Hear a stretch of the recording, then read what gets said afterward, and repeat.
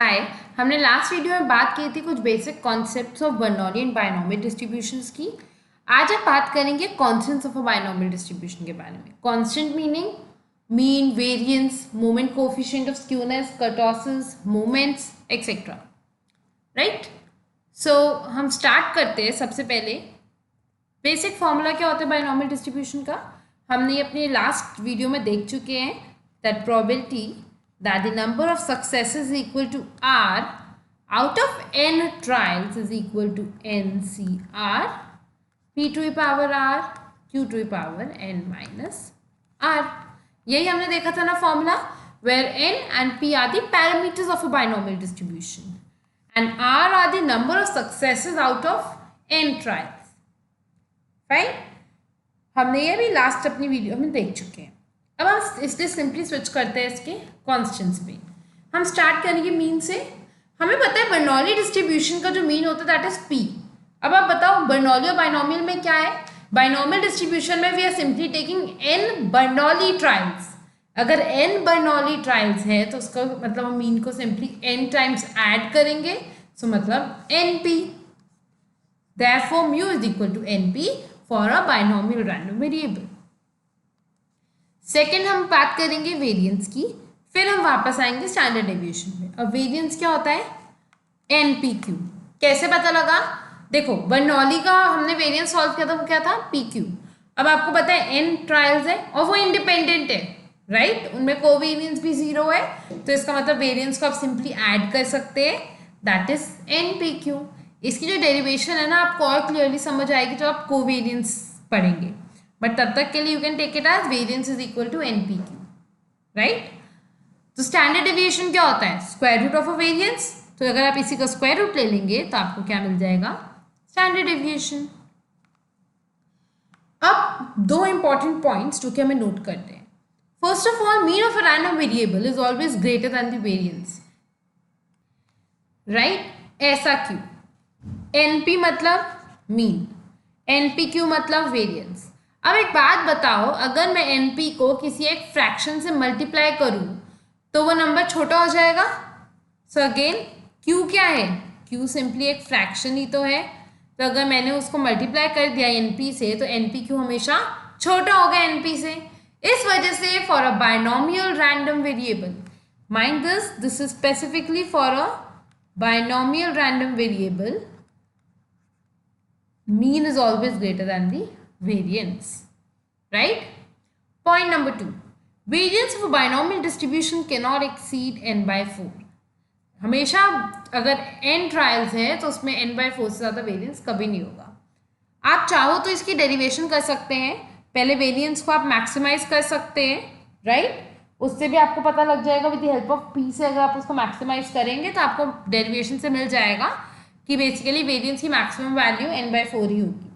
Otherwise अगर हम कुछ एक सिंपल एग्जांपल लेके कंसिडर करें, आप ऐसे सोचो, एक केस लो जहां पर p is equal to 1 by 4, q is equal to 3 by 4, right. तो इसके अंदर वेरिएंस क्या होगा, n into 1 by 4 into 3 by 4, मतलब this is equal to 3 by 16n, right. अब वैसे आप दूसरा केस लो, आप चेंज कर दो, p is equal to 3 by 4, q is equal to 1 by 4, तब भी वेरिएंस आपका क्या आएगा, 3 by 16 इंटू n। अब आप एक केस लो, p is equal to half, q is equal to half. अब अगर आप इसका वेरिएंस निकालेंगे तो आपके पास क्या आएगा, हाफ इंटू n, मतलब 1 by 4n। अब आप देखो, आप कुछ भी करो, अगर जैसे ही वो हाफ हाफ से डिफरेंट हो जाएगी पी और क्यू की वैल्यू, वो हमेशा वेरिएंस छोटा होगा। तो variance will always be maximum at p is equal to q is equal to half, and that will always be equal to n into that will always be less than equal to n by 4। It will never exceed n by 4, ठीक है। अब हम बात करते हैं moments about mean की। हमें पता है जनरली मोमेंट्स अबाउट मीन का फॉर्मूला क्या होता है, x minus mean to power a summation divided by n, this is equal to mu a, right. अब अगर यहाँ पे a की वैल्यू 1 हो जाएगी तो यहाँ पे आप 1 लिख सकते हैं, a की वैल्यू 2 होती है तो यहाँ पे म्यू 2 हो जाएगा, यहाँ पे स्क्वायर हो जाएगा, एंड सो ऑन। हम डिटेल्स में मोमेंट्स ऑलरेडी पढ़ चुके हैं, तो हम स्पेसिफिकली यहाँ पे आते हैं। फर्स्ट मोमेंट अबाउट मीन हमेशा जीरो होता है irrespective of the distribution or the data.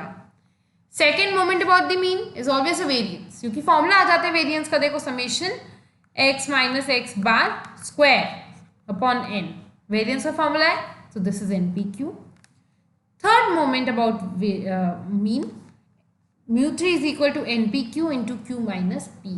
ये थर्ड मोमेंट का भी आपने डेरिवेशन किया है, जो कि अभी हम यहाँ पे नहीं कर रहे because it's not really required. Fourth moment about the mean 3n square p square q square plus n p q into 1 minus 6pq. आप इस तरीके से मोमेंट्स निकाल सकते हैं. Generally first and second moment enough रहते हैं for even from exam point of view, but कोई श्योरिटी नहीं है. So please learn the formulas for third and fourth moment also, because first second moment सबको याद रहता है. अब हम बात करेंगे मोमेंट कोफिशिएंट ऑफ कर्टोसिस की. मोमेंट कोफिशिएंट ऑफ कर्टोसिस हमें क्या बताता है? Peakedness and tails of the data, tails of the distribution, right? कि जितनी ज़्यादा पीक होगी टेल्स उतनी थिन होती है, जितनी कम पीक होती है उतनी थिक टेल्स होती है. हम ये ऑलरेडी पढ़ चुके हैं, राइट? सो बेसिकली हम यहाँ पे मोमेंट कोफिशिएंट ऑफ कर्टोसिस के लिए हमें क्या कोफिशिएंट्स चाहिए? β2 और γ2. अब इनके फॉर्मूलाज हमारे पास है जिन पे हम अभी नहीं जाएंगे, हम सीधा इनके β2 और γ2 की वैल्यूज पे चलते हैं. β2 is equal to 3 plus 1 minus 6pq upon npq, right? यही हमारा फॉर्मूला है. अब इसके अंदर बेसिकली हमने कुछ नहीं किया, हमने सिंपली इसके अंदर क्या किया है? μ4 अपॉन μ2 स्क्वायर. इससे हमें ये β2 मिल गया, राइट? क्योंकि अगर आप देखोगे यहाँ से, अगर आप चाहो भी तो आप ऐसे कर भी सकते हैं, q square plus npq into 1 minus 6pq this upon μ2 का स्क्वायर, मतलब n square p square q square.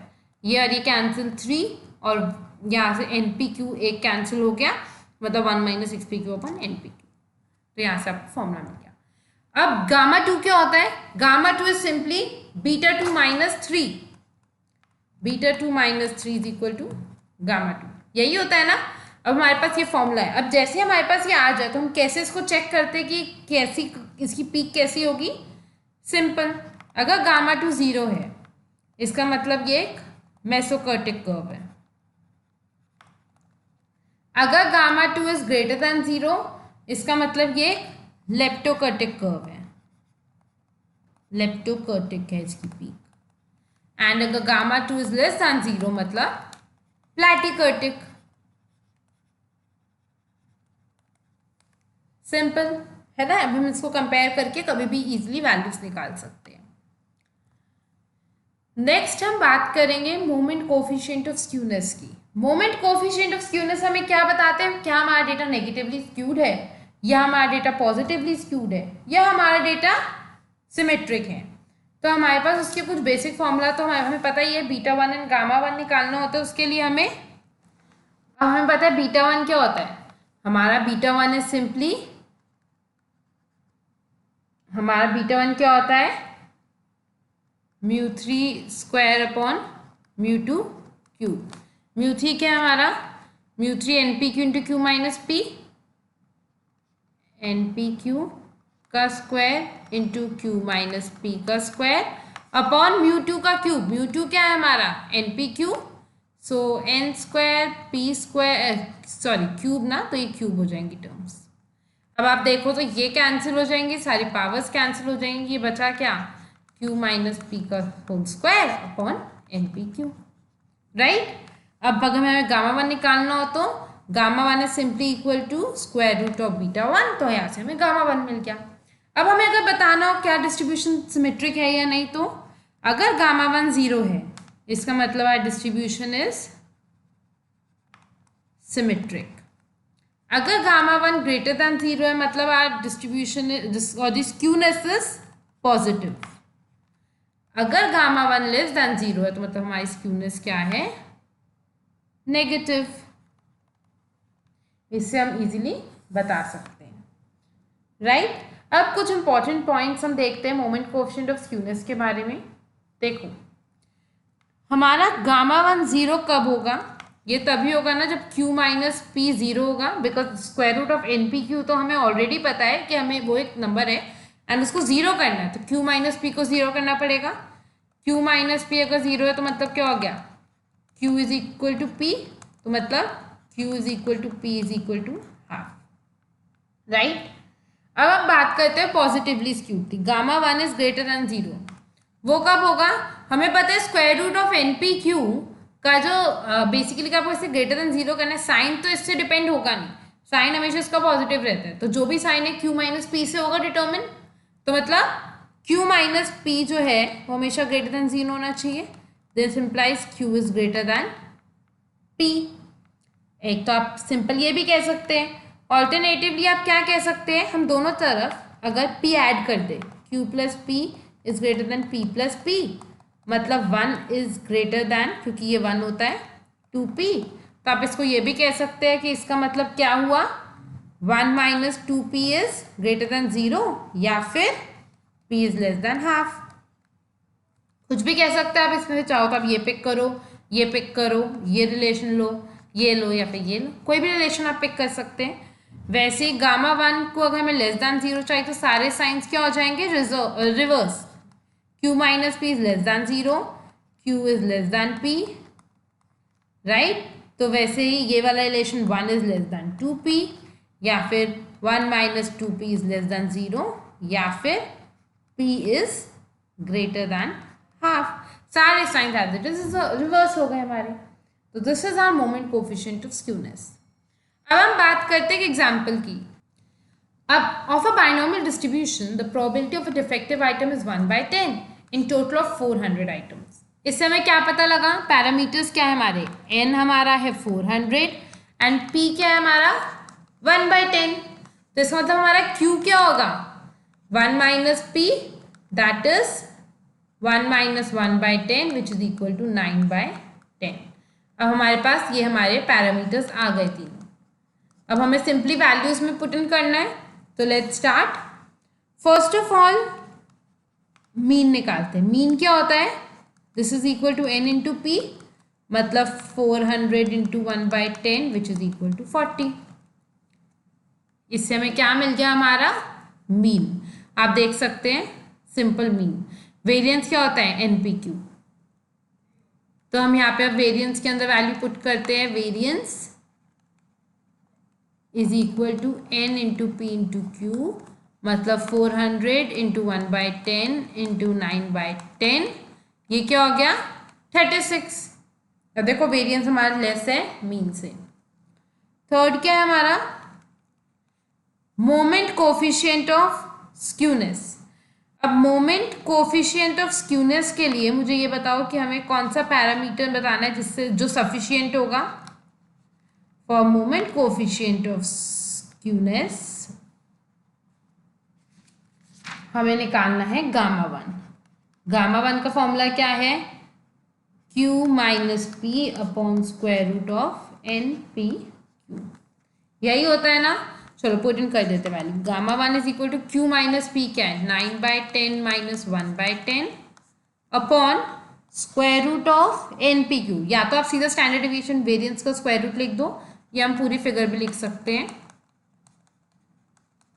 ये क्या हो गया हमारा 8/10, और ये क्या हो गया हमारा स्क्वायर रूट ऑफ 36, राइट। तो square root of 36 is simply 6, इसका मतलब हमारा क्या हो गया ये 2/15। अब आप देखो gamma one is greater then 0, gamma one is greater then 0 का मतलब क्या हो गया, स्क्यूनेस इज पॉजिटिव। देखो gamma one is greater then 0 का मतलब है स्क्यूनेस इज पॉजिटिव, राइट। सो हमारा यहाँ तक हो गया। अब हम बात करेंगे कर्टोसिस की। कर्टोसिस से पहले हम अपने पैरामीटर्स नोट कर लेते हैं। n is equal to 400, p is equal to 1/10, q is equal to 9/10। अब पैरामीटर्स निकालने कर्टोसिस के, कर्टोसिस निकालने के लिए हमें क्या चाहिए, gamma 2, fourth part which is kurtosis. तो कर्टोसिस लिख लेते हैं हम, यहाँ पे हम कर्टोसिस निकाल रहे हैं। इसका फॉर्मूला क्या हमने पढ़ा था, this is equal to 1 minus 6pq upon npq। Values put करेंगे तो 1 माइनस 6 इंटू P क्या है हमारा 1/10, Q क्या है हमारा 9/10 अपॉन NPQ मतलब 400 इंटू 1/10 इंटू 9/10।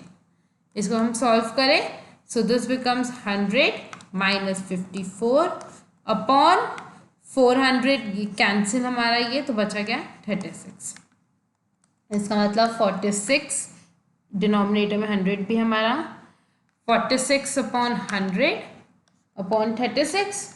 इसका मतलब क्या हुआ 46 अपॉन 3600 मतलब 23 अपॉन 1800।